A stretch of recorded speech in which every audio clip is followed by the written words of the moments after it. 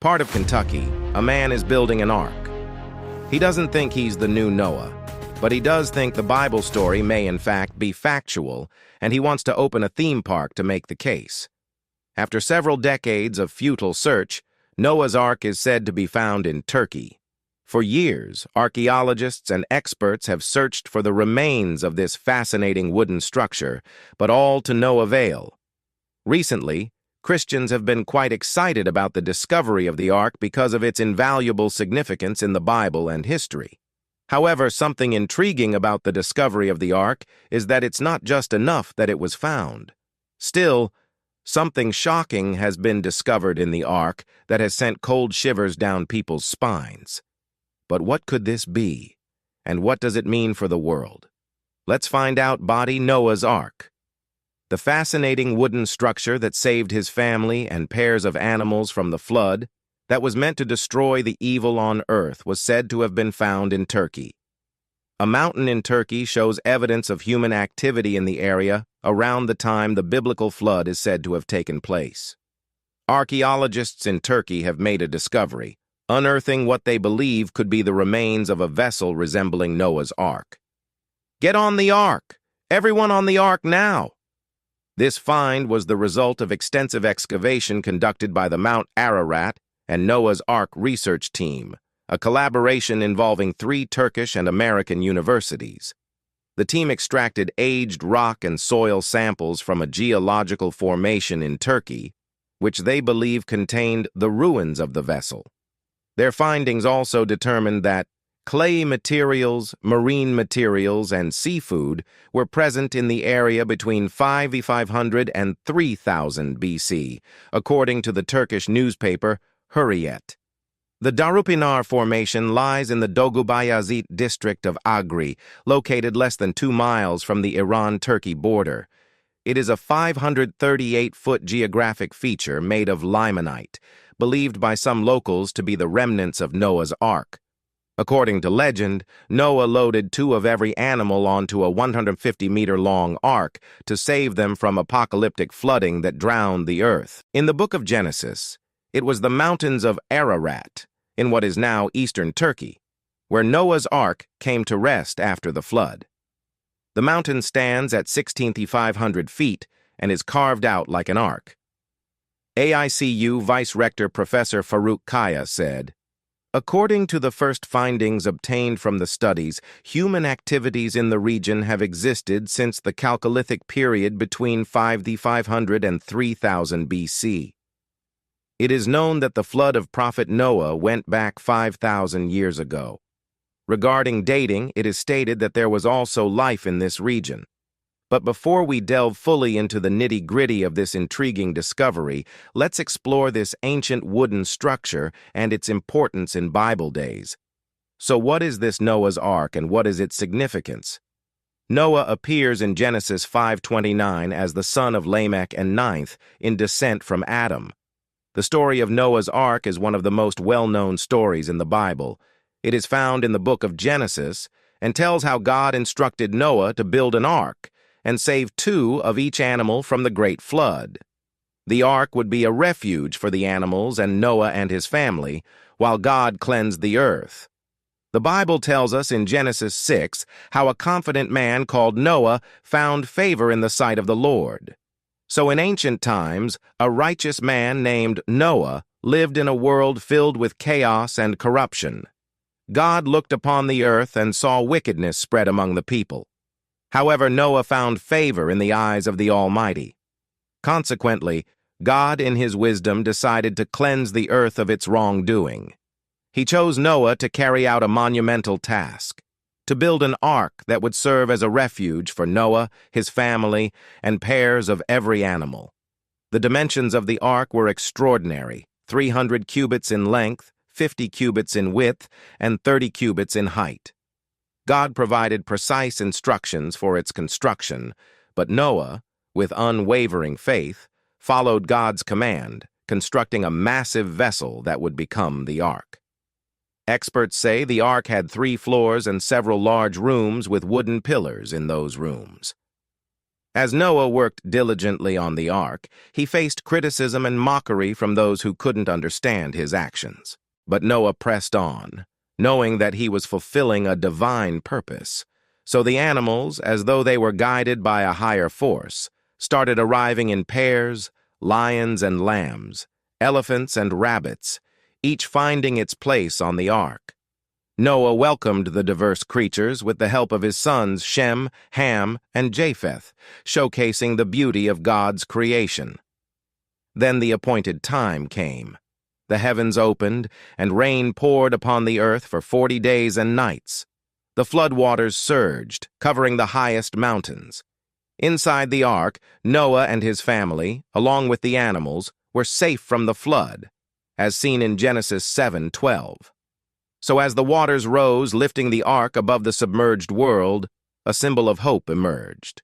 Noah, a faithful servant, navigated the ark through the storm because he trusted in the divine plan. After 40 days, the rain ceased, and Noah sent a dove to check the weather outside. The dove returned with an olive leaf, signifying that life was returning to the earth. However, Noah waited patiently for the waters to recede. When the time was right, he opened the ark's door, and the human and animal inhabitants stepped onto the dry land. Then God made a rainbow appear in the sky as a covenant from God, promising never again to flood the earth. Noah and his family, filled with gratitude, embarked on a new beginning. The earth was reborn, and they understood the importance of God's guidance and their unwavering faith. The religious meaning of the flood is conveyed after Noah's heroic survival. He then built an altar on which he offered burnt sacrifices to God, who then bound himself to a pact never again to curse the earth on man's account. God also renewed his commands given at creation, but with two changes. Man could now kill animals and eat meat, and the murder of a man would be punished by men. The story of Noah's Ark became a timeless testament to God's mercy, the power of faith and the promise of renewal. Significantly, the Ark of Noah is said to hold profound significance across various dimensions, not just spiritual but historical and moral aspects. Interestingly, the construction of the Ark and the subsequent flood represents a divine covenant between God and humanity. After the flood waters receded, God established a covenant with Noah, symbolized by the rainbow, promising never again to destroy the earth in the same manner. This presents the theme of divine mercy, forgiveness, and the opportunity for a fresh start. The ark also serves as a symbol of preservation and the sanctity of life. By instructing Noah to bring pairs of every kind of animal aboard the ark, God emphasized the value of biodiversity and the togetherness of all living beings. The ark becomes a vessel not just for Noah and his family, but for the entirety of God's creation.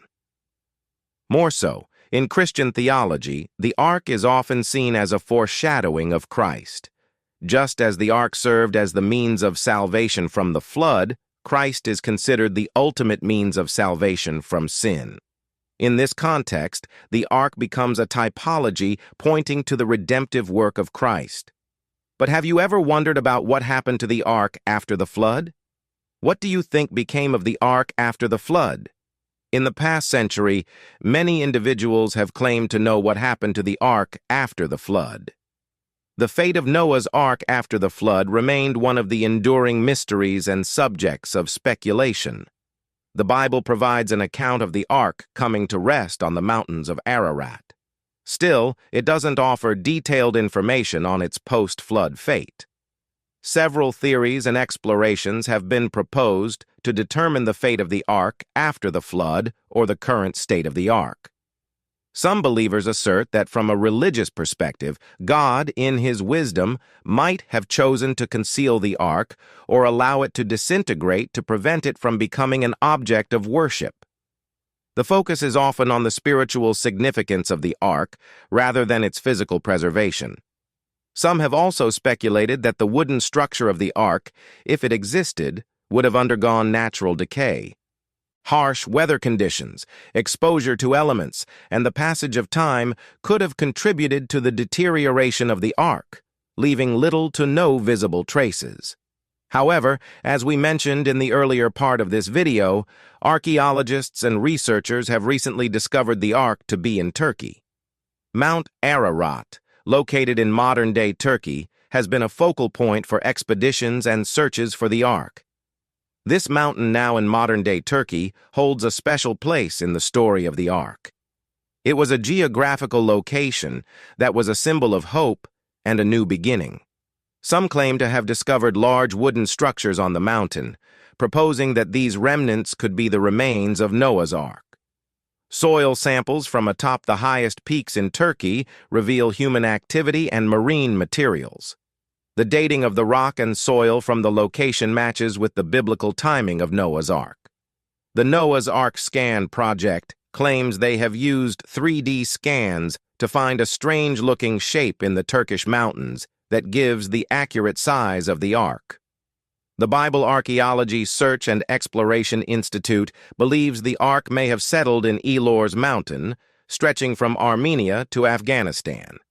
During an expedition there, the team found a peculiar rock form 14,000 feet above sea level that looked like fossilized sea beams. They also found sea life around it, indicating that it might have been in the ocean then. Ancient reports also speak of the Ark being readily accessible to specific groups of people, even describing an annual festival that supposedly took place on a mountain slope to commemorate the Ark's landing. According to reports, a team observed Noah's Ark from 60 different locations. The ship is broken in several places. However, it is not completely destroyed because it is buried in a thick layer of snow. So, due to its broken nature, experts were able to enter it. Chinese expert Dean Chen, who inspected the ship, asserted that each room on the ship is 5 meters high and any animal can easily fit in. He also observed the pieces of the ship with radiocarbon technology and claimed that it is 4,800 years old. Several boxes were said to be found on the ship, but the Chinese experts could not open them. However, some have asserted that the claim of discovering Noah's Ark is not new. Interestingly, during World War II, a British soldier called Leonard went to Iraq to participate in the war. He was very interested in history and archaeology. Therefore, he started buying and collecting various artifacts in Iraq's markets. Consequently, when Leonard passed away, his son Simeon inherited his belongings, but Simeon donated them to the British Museum. From there, British archaeologist Irving Finkel began to examine these belongings. One of the items was a tablet written in the ancient Assyrian language. When Finkel translated the tablet, he was amazed by what he discovered. So, what did the tablet say? The tablet read that when humans became too sinful, God became angry with them and decided to drown the sinners. Then the angels delivered God's message to a righteous man, Noah, who lived in the Tigris and Euphrates valleys. God commanded Noah to build an ark and bring righteous people on board and a pair of every living creature. The tablet described the ark as so large that it was the size of a football stadium. It was also written on the tablet that Noah's Ark was not as long as today's ship, but egg-shaped. In those days, ships of this kind used to run in the Tigris and Euphrates, but that's not all. Many have speculated that the Ark of Noah's narrative is a subject of biblical archaeology. There have been discussions around its connectivity with biblical narratives, and it has also been a sign of end times prophecy inciting God's salvation plan about end times. But what biblical narrative is it connected to? And does it have anything to do with end times? Noah's Ark, a well-known biblical story, has intrigued many with the idea of a massive boat saving pairs of animals from a great flood. While the story is rooted in religious beliefs, archaeological explorations have sought evidence of the ark's existence. The Bible describes Noah constructing the ark to escape a worldwide flood. The search for physical proof begins with examining historical records and geological formations. Some researchers propose that the flood was a localized event, pointing to evidence of ancient floods in the Mesopotamian region. In the late 19th century, an Assyriologist named George Smith translated a Babylonian text called the Epic of Gilgamesh, which bears striking similarities to the Noah's Ark story. This led some to speculate that both narratives could be based on a shared ancient flood myth. Consequently, the quest for Noah's Ark combines religious belief with archaeological curiosity. Despite intriguing discoveries and theories, the elusive nature of tangible evidence keeps the Ark's existence an open question. As technology advances and methodologies improve, future expeditions may shed more light on this ancient mystery, offering a deeper understanding of our shared human history. So, does it have a connection with end times? The biblical narrative of Noah's Ark recounts a historic flood and carries profound themes of redemption and God's plan for salvation. Exploring parallels between Noah's story and end times prophecy provides a fascinating perspective on how ancient tales can resonate with beliefs about the future. Significantly, Noah's Ark is often seen as a symbol of salvation. According to the biblical account, God chose Noah and his family to escape the impending flood, instructing them to build an ark to save themselves and pairs of animals. This narrative is reminiscent of a divine plan for redemption and preservation. In the New Testament, particularly in the teachings of Jesus, there are references to the days of Noah as a metaphor for the end times. Jesus draws parallels between the people's indifference to Noah's warnings and their attitude toward impending judgment in the future. This connection suggests a timeless pattern of divine intervention for the righteous. One striking parallel is the idea of a remnant. In Noah's time, only a small group found favor with God and were saved through the ark. Similarly, many end times prophecies highlight the concept of a faithful remnant that will be preserved amid challenges and tribulations. Also, the floodwaters in Noah's story serve as a purifying force, cleansing the world of corruption. In end-of-times prophecies, there's often mention of a final judgment or purification symbolized by fire in some texts. Both scenarios emphasize the idea of God renewing the world and establishing a new era of righteousness. Noah's Ark itself becomes a symbol of safety and refuge.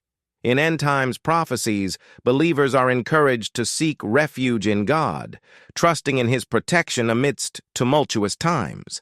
The ark serves as a metaphor for the security found in a relationship with the divine during periods of upheaval. The rainbow covenant in Noah's story is a promise from God to never again destroy the world by flood. This covenant signifies hope and the establishment of a new beginning. In end times, prophecies and similar assurances of God's faithfulness and promises of a new creation provide believers with comfort and confidence in the face of uncertainty. Interestingly, the ark's door is another intriguing element to note. In Noah's story, God sealed the ark's door, allowing entry to those invited. In the end-time prophecies, there's often talk of a narrow path or a door symbolizing the way to salvation. This imagery emphasizes the exclusivity of divine redemption, highlighting the importance of faith and obedience. To cap it all, the animals in Noah's Ark, entering 2 by 2, represent diversity and unity in God's creation. In end-of-times prophecies, there's often a vision of a global gathering of people from various nations all over the face of the earth, like everyone coming together on the last day. This imagery explains the universality of God's salvation plan, embracing people from all walks of life. That brings us to the end of this video. Let us know what you think about the discovery of Noah's Ark and all the other discoveries. Don't forget to like, share, and subscribe for more.